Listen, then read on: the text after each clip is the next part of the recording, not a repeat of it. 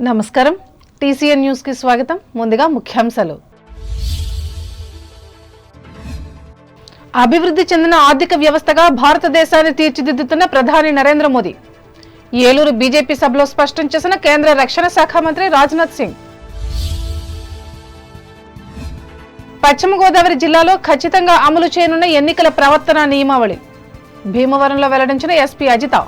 ఉల్లంఘించిన వారిపై కఠిన చర్యలు తప్పవని వ్యాఖ్య. చరిత్రలో చిరస్థాయిగా నిలవనున్న తాడేపల్లిగూడెం తెలుగుదేశం జనసేన ఉమ్మడి బహిరంగ సభ. తణుకులో స్పష్టం చేసిన మాజీ మంత్రి ప్రత్తిపాటి. ఆర్ఎంఎల్ని గెలిపించుకోవాలని కార్యకర్తలకు హితవు. తణుకు రామకృష్ణ సేవా సమితిలో అలరించిన సప్తస్వర అవధాన ప్రక్రియ. పాల్గొన్న సినీ సంగీత ప్రముఖులు స్వర వీణాపాని.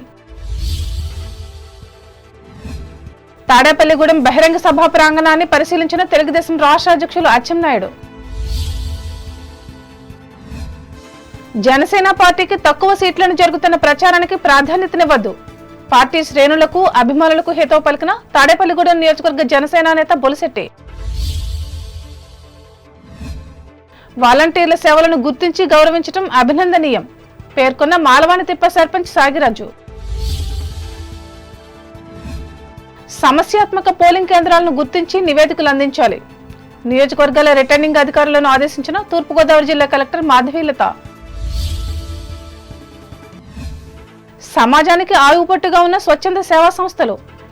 ఆయనవిల్లి మండలం విలస గ్రామంలో చెప్పిన మాజీ జడ్పీటీసీ కాశీ అన్నపూర్ణ. 2047వ సంవత్సరం నాటికి భారతదేశం అభివృద్ధి చెందిన ఆర్థిక వ్యవస్థగా రూపొందించే విధంగా ప్రధానమంత్రి నరేంద్ర మోడీ ప్రభుత్వం దూసుకువెళ్తోందని కేంద్ర రక్షణ శాఖ మంత్రి రాజ్నాథ్ సింగ్ అన్నారు. ఏలూరు ఇండోర్ స్టేడియంలో మంగళవారం సాయంత్రం పార్టీ రాష్ట్ర అధ్యక్షురాలు దగ్గుపాటి పురంధేశ్వరి అధ్యక్షతన జరిగిన జోనల్ బూత్ స్థాయి కార్యకర్తల సమావేశంలో ఆయన ముఖ్య అతిథిగా పాల్గొని మాట్లాడారు. కేంద్ర ప్రభుత్వం పేదలకు అనేక సంక్షేమ పథకాలను అమలు చేస్తోందని అన్నారు. రష్యా ఉక్రెయిన్ యుద్ధం సమయంలో మన దేశానికి చెందిన విద్యార్థులను అక్కడి నుండి స్వదేశానికి తీసుకువచ్చామని తెలిపారు. కేంద్రంలో తాము మరొకసారి అధికారం చేపడతామని ధీమా వ్యక్తం చేశారు. అలాగే బూత్ స్థాయి కార్యకర్తలు పార్టీ గెలిపే లక్ష్యంగా పనిచేయాలని పేర్కొన్నారు.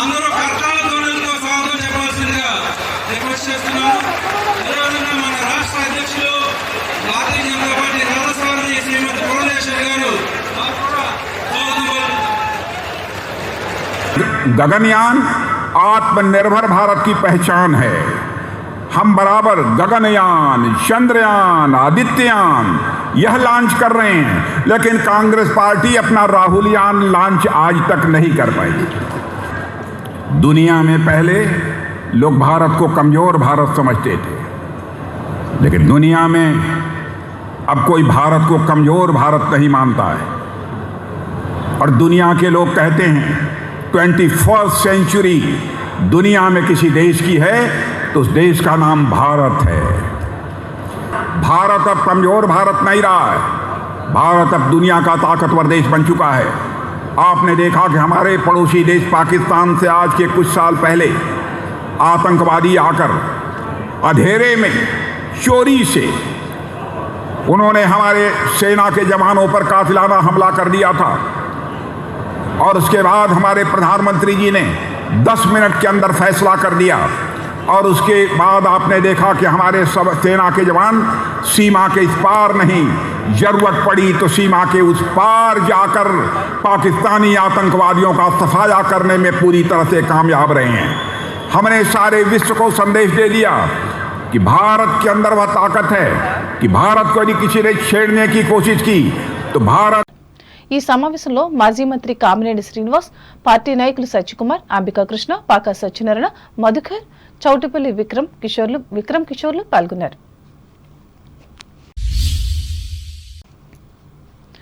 ఎన్నికల ప్రవర్తన నియమావళిని పశ్చిమ గోదావరి జిల్లాలో సమర్థవంతంగా అమలు చేస్తున్నట్లు జిల్లా ఎస్పీ వేజంట్ల అజిత తెలిపారు.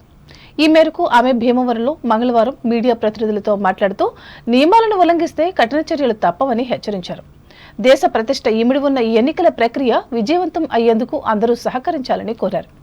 ముఖ్యంగా ఎన్నికలను ప్రశాంతంగా శాంతియుత వాతావరణంలో జరిగే విధంగా చూడాలని రాజకీయ పార్టీలకు సూచించారు.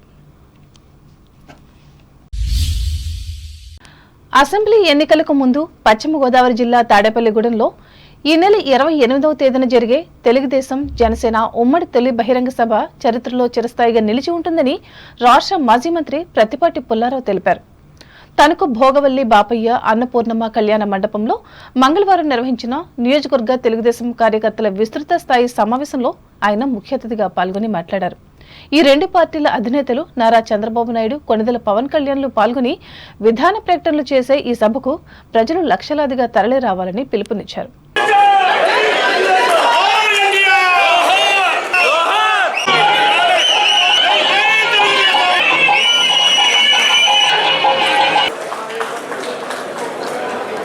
సార్ కొద్దిగా వెనక్కున్నారు సార్ మీరు ఇలాగా.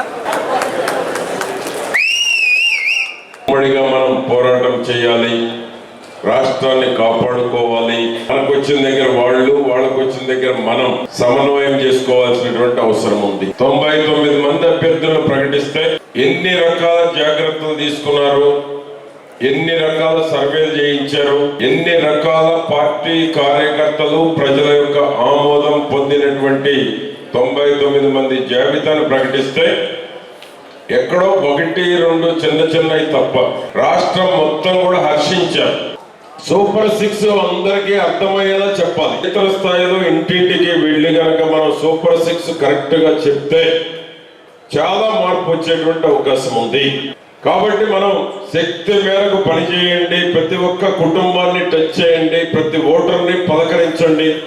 వైసీపీ అని చెప్పి వదిలిపెట్టొద్దు. 3 సార్లు వరుసను పోటీ చేస్తున్నారు. మన రాధాకృష్ణ గారు సింగపూర్ లో హాయిగా ఉండేవాడు, ప్రజలకు సేవ చేయాలని వచ్చాడు. ఓడినా గెలిచినా మీతో ఉండి మీ సమస్యల్లో భాగస్వామి అయి కేసులు భరిస్తూ పోరాటం చేస్తూ ఉన్నాడు. అటువంటి ఒక మంచి నాయకుడిని మీకు చంద్రబాబు నాయుడు గారు పంపించారు, తొలి లిస్టులో ఇచ్చారు. తణుకు తెలుగుదేశం గర్వపడేటువంటి విధంగా రేపు సభ చాలా ముఖ్యం. అభ్యర్థులను ప్రకటించిన తరువాత జరగబోయేటువంటి తొలి బహిరంగ సభ. తాడేపల్లిగూడెం తర్వాత తణుకు దగ్గర కాబట్టి తణుకు ఎక్కువ మంది రావాల్సిన అవసరం ఉంది. 20,000 పైన 30,000 మధ్యలో ఎంత అవకాశం వస్తే అంత. వీరిద్దరి బహిరంగ సభ మళ్ళా ఉండదు కాబట్టి రాధాకృష్ణ గారి స్పీచ్ ఉంటుంది. ఆ స్పీచ్ అప్పుడు తణుకు సౌండ్ ఏంటో మీరు చూపించాలి. అక్కడ ఒకేసారి సౌండ్ రావాలి. ఆ విధంగా మీరు రావాలని కోరుకుంటూ భారీ మెజారిటీతో గెలిపించాలని ఆశిస్తూ సెలవు తీసుకుంటాం. నమస్కారం. మాజీ ఎమ్మెల్యే ఆర్మిల రాధాకృష్ణ అధ్యక్షతన జరిగిన ఈ సభలో మాజీ MLA Mullapudi Venkatakrishna Rao, zone 2 coordinator Mandalapu Ravi, రాష్ట్ర కార్యనిర్వాహక కార్యదర్శి డాక్టర్ దొమ్మెటి వెంకట సుధాకర్, మున్సిపల్ మాజీ చైర్మన్ పర్మి వెంకన్నబాబు, పార్టీ జిల్లా ఉపాధ్యక్షులు బస్వ రామకృష్ణ, పట్టణ అధ్యక్షులు కలగర వెంకటకృష్ణ, తణుకు ఎరగోరం మండల శాఖల అధ్యక్షులు పితాని మోహన్, గోపిశెట్టి రామకృష్ణ, అనుబంధ సంస్థల నాయకులు, కార్యకర్తలు పాల్గొన్నారు. ఈ సందర్భంగా అత్తిలి మండల పార్టీ అధ్యక్షులు ఆనాల ఆదినారాయణ జన్మదిన వేడుకలను ఇదే వేడుకలో నిర్వహించి నేతలు అభినందించారు.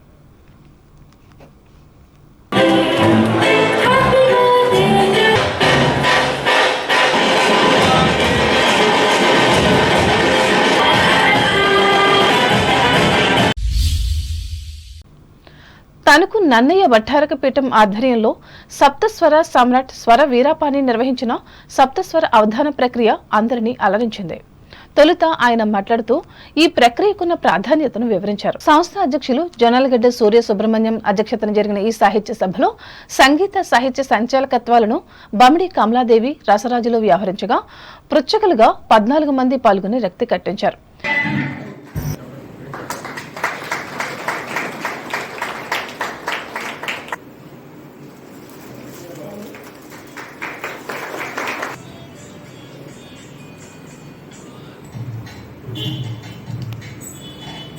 అని ఈ 40 రాగాల్ని తీసుకొని ప్రకృతిలో ఉన్నటువంటి సహజసిద్ధమైనటువంటి మిగతా రాగాల్లో ఉన్న 40 రాగాన్ని అందరికీ వినిపించాలని తాపత్రయంతో కనకాంగి మీరు పాడటి అని చెప్పే కన్నా కనకాంగిలు మీరు పాడితే వింటారు కదా అని దాన్ని కామన్ మ్యాన్కి తీసుకెళ్ళాలి, ప్రేక్షకులను తీసుకెళ్ళాలి. ఆ ప్రేక్షకుల్లోనే నేర్చుకునే విద్యార్థులు ఉంటారు కాబట్టి ప్రేక్షకుల సమక్షంలో ఆశువుగా ఒక పాట పాడితే ఎలా ఉంటుంది, అవధానం సాహిత్యం చూస్తున్నారు.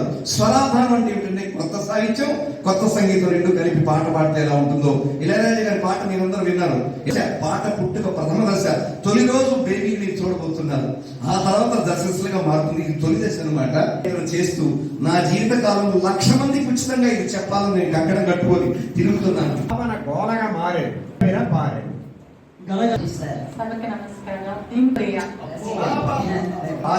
ఆదిత్య చక్రంలో చివరి రాగాన్ని ఈ 72 మేళకట్లు అంటారు. ఇందులో మంగళ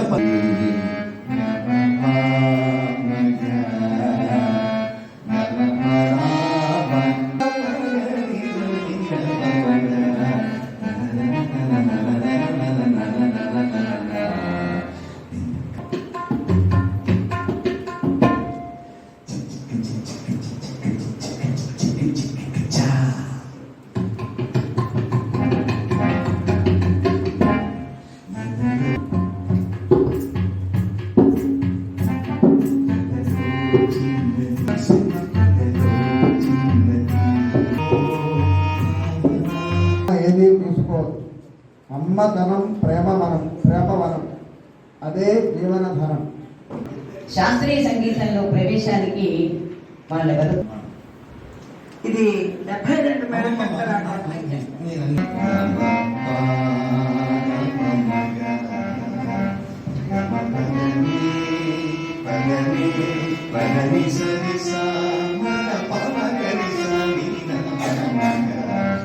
రామకృష్ణ సేవా సమితి భవనంలో జరిగిన ఈ కార్యక్రమంలో పీఠం ఉపాధ్యక్షులు తంగిరాల పాలగోపాలకృష్ణ, ప్రధాన కార్యదర్శి కొల్లు రామచంద్ర శర్మ, మాజీ ప్రధాన కార్యదర్శి సుశర్మ, రంగస్థల నటులు షణ్ముఖి జయ విజయరాజకుమార్ రాజుతో పాటు వివిధ రంగాలకు చెందిన ప్రముఖులు పాల్గొన్నారు.